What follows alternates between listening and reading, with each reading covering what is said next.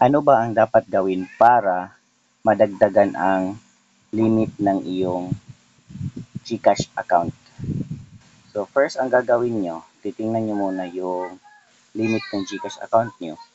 Yung sa iba is 100,000 na yung limit nila.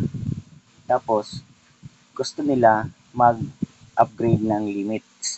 So ano nga ba ang gagawin para maging 500,000 ang limit ng iyong GCash?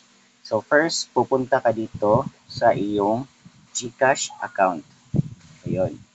Punta ka sa iyong GCash account and then punta ka dito sa G-Save.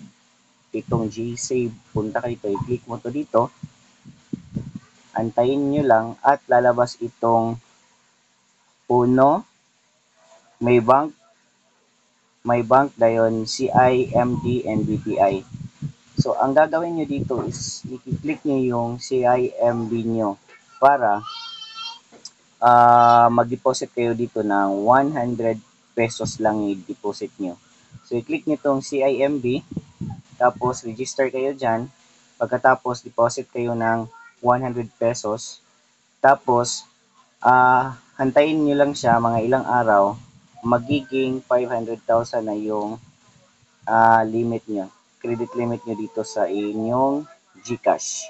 So, pwede nyo rin niyang kukunin agad yung 100 pesos pag na-approve na yung profile limits nyo sa inyong GCash account. So, kung nakatulong ang video mo to, please leave a message, like, and subscribe.